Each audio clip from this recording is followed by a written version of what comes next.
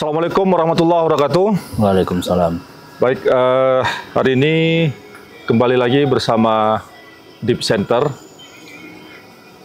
Hari ini kita berada di Sikulikap, tepatnya di Brastagi, air terjun Sikulikap. Ya, narasumber kita kali ini adalah Ustadz Deddy Iskandar Batubara, anggota DPD RI, yang juga Ketua Fraksi MPR RI, kelompok DPD RI. Assalamualaikum Ustadz. Waalaikumsalam warahmatullahi wabarakatuh. Apa kabar Ustadz? Alhamdulillah sehat. Topik kita hari ini membahas tentang buku yang berjudul Visi Politik Al-Wasliyah dalam Bernegara. Kebetulan buku ini ditulis oleh Ustadz Dr. Haji Deddy Iskandar Batubara, SH, SOS, MSP, MH, yang telah bersama dengan kita. Buku ini sangat menarik sekali Ustadz untuk kita diskusikan. Apalagi ini bicara tentang politik, di mana kita baru saja melalui tahapan politik, ya, mulai dari Pilcaleg, kemudian Pilpres, kemudian baru saja Pilkada, ya. Tentu tahapan politik yang baru saja kita lalui ini tidak lepas dari ikutnya kader-kader Wasliyah dan tidak lepas juga nama besar organisasi Al-Wasliyah di Sumatera Utara. Kita ketahui bersama banyak kader-kader Wasliyah yang terlibat dalam pertarungan politik yang baru saja kita lewati kemarin. Ada beberapa hal yang ingin saya tanya Ustadz, ini mungkin kita bisa diskusi. Ya, ini buku ini sangat menarik sekali, ada 5 bab. Ya. Saya pikir kalau kita bahas kelima-limanya ini tidak mungkin, karena waktu kita sangat singkat. Ya. Jadi saya pikir tertarik ini membahas bab 1 aja. Ini ada salah satu poin, kiprah Al-Wasliyah dalam memajukan bangsa. Ini bisa mungkin Ustadz ceritakan sedikit kiprah Al-Wasliyah dalam memajukan bangsa sampai dengan hari ini Ustadz. Ya, baik, terima kasih. Assalamualaikum warahmatullahi wabarakatuh. Pak Rusli, yang saya kira mengawali sesi diskusi kita ini dengan berusaha langsung menggali substansi isi dari buku yang baru saja saya selesaikan. Sebelumnya saya sampaikan bahwa buku ini, Pak Rusli, sesungguhnya adalah kumpulan dari beberapa makalah-makalah yang saya sampaikan dalam forum-forum ilmiah. Baik itu menjadi narasumber utama atau keynote speech, ataupun saya bersama dengan narasumber-narasumber yang lain di berbagai kesempatan. Rangkuman makalah-makalah itu kemudian saya satukan dan selanjutnya saya jadikan sebagai sebuah buku yang kemudian saya beri judul Visi Politik Al-Wasliyah dalam Bernegara. Judul ini sebenarnya saya terinspirasi dari salah satu makalah yang pernah saya sampaikan.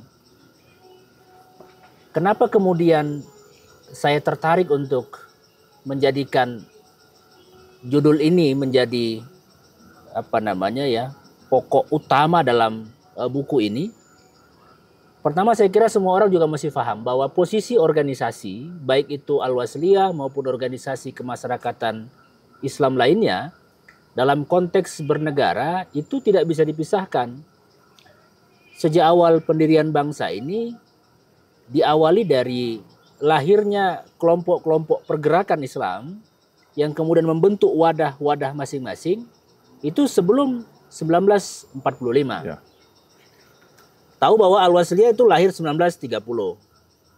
Sebelum Al-Wasliyah ini lahir, para pendiri yang belajar di Maktab Islamiyah Tapanuli itu membentuk sebuah debating club, mengkaji, menganalisa, membedah, berdebat soal kondisi kekinian, termasuk soal bagaimana kemudian membawa Indonesia bisa merdeka. Ya. Karenalah ya kemudian saya berpikir bahwa ini harus terus didengungkan agar semua orang tahu bahwa tidak ansih Al-Wasliyah itu hanya bicara soal akidah, keumatan, kemudian halal haram dalam Islam, fikih muamalah, fikih ibadah. Tidak hanya itu, tapi dalam konteks kehidupan bernegara juga, Al-Wasliyah sesungguhnya sejak awal lahir sudah mempersiapkan untuk itu.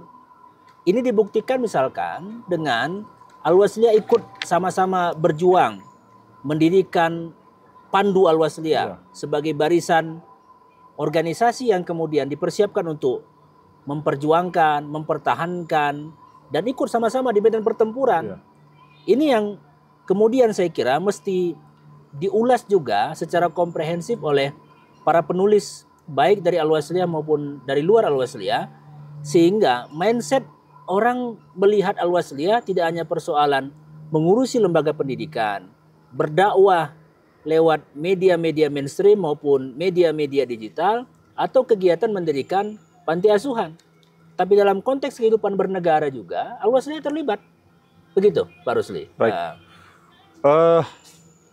Satu hal kadang orang yang tidak bisa memisahkan antara agama dengan politik. Orang selalu berbicara kalau dia ulama, kalau dia ustadz, ya sudah. Bicara saja tentang keumatan, bicara saja tentang akhirat, begitu. Bicara tentang hukum-hukum agama. Tapi hari ini ustadz sudah menuliskan visi politik Al-Wasliyah. Kalau orang bicara tentang politik ini kan biasanya bicara tentang kekuasaan, Ustadz. Nah, hari ini kalau kita bicara tentang politik, orang pasti berpikir apakah Wasliyah ingin mengambil kekuasaan tertentu gitu, Ustadz. Mungkin Ustadz bisa ulaskan sedikit apakah hubungannya antara ulama, kemudian dengan politik, kemudian dengan kekuasaan gitu, Ustadz. Iya. Dalam buku ini sedikit sebenarnya saya memberikan catatan soal terminologi atau arti dari politik. Ya, kalau kita membaca teori-teorinya para pakar soal definisi politik, semuanya saya kira bersepakat bahwa politik itu adalah bagian dari cara, bagian dari proses. Politik itu adalah alat bantu. Politik itu adalah pisau. Politik itu adalah kebijakan. Politik itu adalah rule. Dia adalah aturan main. Tapi memang kenapa kemudian politik itu terkesan justru hanya diasumsi pada wilayah-wilayah kekuasaan? Ini yang saya kira pemahaman yang belum terintegrasi nih antara makna politik secara hakiki dengan implementasi politiknya. Benar bahwa mengambil kekuasaan itu butuh strategi yang kemudian oleh para pakar disebut dengan cara mengambil kekuasaan atau berpolitik. Tapi tadi juga saya sempat menyampaikan dalam forum podcast di sela-sela kegiatan di Kota Brastagi, politik itu sesungguhnya adalah bagaimana kita mengatur cara untuk mendapatkan sesuatu. Saya kasih terminologi misalkan bagaimana supaya kita bisa mendapatkan pahala sholat yang lebih banyak. Maka kita datang ke masjid lebih awal, sholat berjamaah, maka sholat yang kalau dikerjakan sendiri itu hanya 1 pahalanya, dikerjakan berjamaah dapat 27 pahala. Strategi mendapatkan 27 itu adalah politik. Sehingga kita tidak berhenti pada hanya menunaikan kewajiban menegakkan sholat, dan kita hanya terdiam pada satu perolehan dan pencapaian saja. Hanya satu kebajikan gitu. Aristoteles menyebutkan begini coba nih. Usaha yang ditempuh warga negara mewujudkan kebaikan bersama.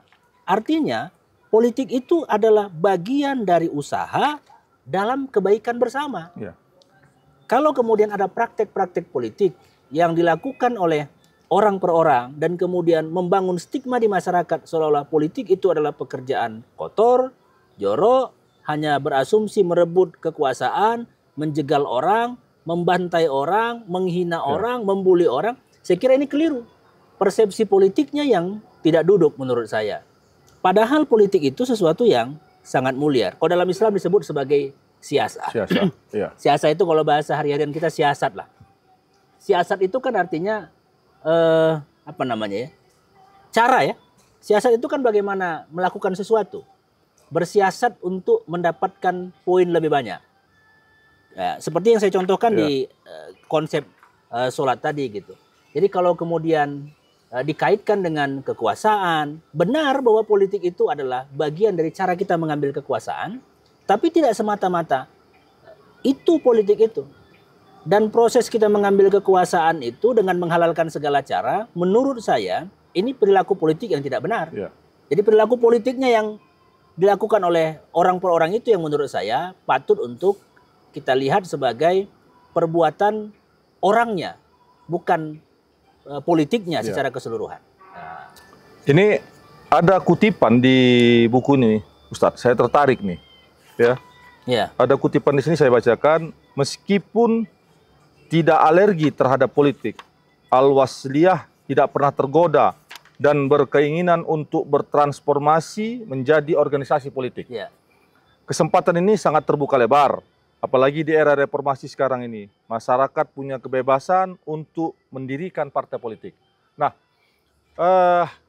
sekarang ini kan orang lagi booming nih, Ustadz, untuk mendirikan partai politik. Kita ketahuin Al-Wasliyah adalah organisasi terbesar di Sumatera Utara. Mungkin sudah banyak tawaran-tawaran, mungkin juga sudah banyak orang yang menyampaikan kenapa Wasliyah ini tidak kita berafiliasi dengan salah satu partai, atau Wasliyah kita jadikan kendaraan partai untuk mencapai siasah yang diinginkan oleh Al-Wasliyah. Itulah visi politik Al-Wasliyah itu. Jadi kalau mau melihat visi politiknya Al-Wasliyah, itulah visi politiknya. Al-Wasliyah berpolitik bukan dengan mendirikan partai politik, juga tidak berafiliasi dengan salah satu partai politik. Dia berpolitik secara wasol. Visi politik Wasliyah itu dibangun dengan menjadi jembatan penghubung. Penghubung di antara masyarakat dengan pemerintah, masyarakat dengan masyarakat, masyarakat dengan Tuhannya, masyarakat dengan lingkungan sekitarnya. Jadi saya kira apa yang dilakukan Al-Wasliyah ini, inilah bagian dari cara dia menunjukkan eksistensinya sekaligus konsistensinya dalam menjaga visi politik wasolnya. Jadi kalau saya ingin menyebutnya bahwa inilah visi politik wasolnya Al-Wasliyah.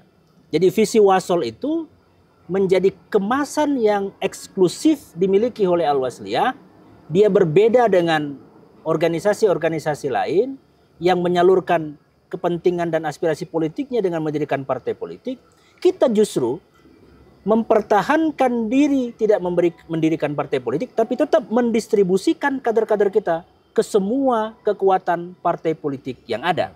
Dan kita tetap berada di tengah di antara semua kelompok kepentingan maupun golongan serta partai politik. Jadi kalau mendengar beberapa bait atau syair lagu Wasliyah itu kan bahwa Wasliyah ini milik umat, bukan milik golongan. Dia memperjuangkan kepentingan bangsa dan negara.